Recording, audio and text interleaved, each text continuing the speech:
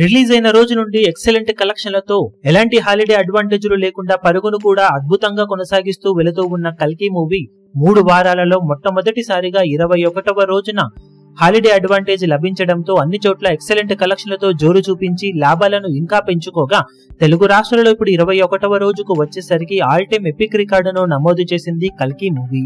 Telugu cinema చరిత్రలో 21వ రోజున ఆల్ టైమ్ హైయెస్ట్ కలెక్షన్ సొంతం చేసుకున్న సినిమాగా ఇప్పుడు ఇండస్ట్రీ రికార్డును తిరగరాసింది. కాగా ప్రీవియస్ ఇండస్ట్రీ రికార్డు కూడా రెబల్ స్టార్ ప్రభాస్ పేరిటే నిలవడం విశేషమని చెప్పవచ్చు.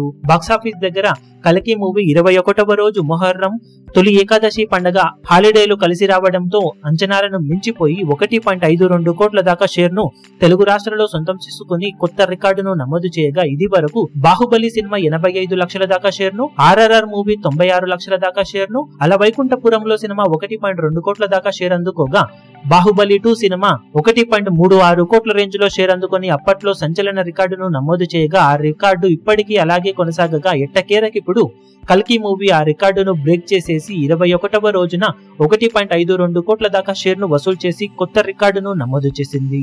21వ రోజు ఇలా పండగ అడ్వాంటేజ్ లభించడం చాలా అరుదు. అదే టైంలో ఎంత మంచి సినిమా అయినా 21వ రోజున కూడా హోల్డ్ చేసి కలెక్షన్లను సాధించడం మరింత అరుదు. ఇలాంటి సమయంలో కల్కి మూవీ 21వ రోజున ఈ రేంజ్ వసూలను అందుకోవడం ఇప్పట్లో బ్రేక్ అయ్యే అవకాశం చాలా తక్కువేనని చెప్పవచ్చు.